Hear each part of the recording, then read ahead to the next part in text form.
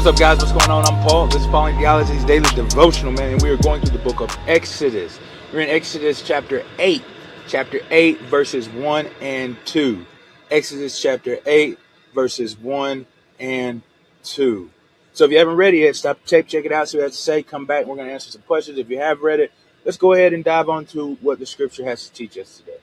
What are we going to learn? The first question we ask is what's going on and what's happening. Well, we got Moses, who has been speaking with Yahweh. Well, actually, I guess Yahweh has spoken with Moses and gave him a directive. He told him to go and tell Pharaoh this. And if this doesn't happen, then that's going to happen. And then after that, he gone ahead and know the answer to the question. We don't get to see the actual answer Pharaoh says.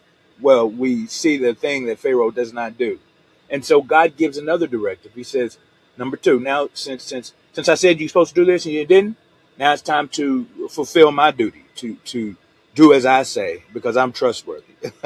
And so what happens is Yahweh tells Moses to tell Aaron, stretch his hand out over the waters, over every waters. And then the frogs is going to come out. It says that Aaron did it, and the frogs came out. The frogs came out. He said they covered the whole land, the whole nation of Egypt. That's crazy, huh? That's crazy. So what does this say about God? Like I said, he's trustworthy. Number 1. First thing we know that if he says he's going to do something, he's going to do it regardless if it's good or bad. And it's always good, but in our perspective, because punishment, these frogs on the land doesn't seem good. It seems bad. But in the end, it's good because it brings God glory. It shows who he is. As we're going to see, it says that you will know that I am Yahweh, the greatest. There is none better. And so it is good for his glory so that we can come to him and know him and then be a part of his kingdom and to enjoy him and to be a part of his creation, a part of his reigning and ruling, a part of his love and his community. That's a beautiful thing, man. That's a beautiful thing. And so he is trustworthy to do what he says he's going to do. Regardless, he's trustworthy. And then he's powerful too. I think that's something that can be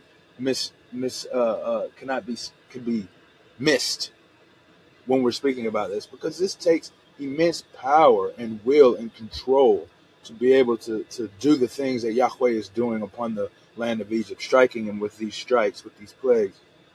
It's something, man. That's power. That's real power. And then I think it's really telling to just think about God fulfilling what he has to do. In our own lives, man, I think it's tough sometimes to say something and then carry it out, because no doubt, man, that God is looking to seek glory for his name, but he doesn't take pleasure in this. There's a scripture, I believe, that says that he doesn't take pleasure in the affliction. He doesn't take pleasure in the beating or the judgment. He does get his glory, and he sees it as righteous, but to be just overjoyed and happy about it is not something that he has. That's not his prerogative.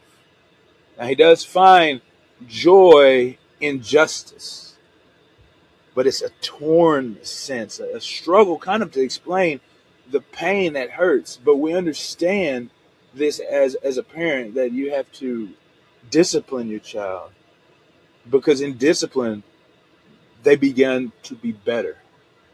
But the discipline itself is painful to the heart. It's painful to the heart. And so I think that is an important aspect to realize when we're thinking about God, that he carries out his promises regardless. He carries them out. He's trustworthy. He's trustworthy. What does this say about man? What does this say about human beings? That's the next question that we ask. And what it says is that we need to be obedient. And that is what Aaron and Moses are doing. They're obeying God. When God tells them to do something, they do it.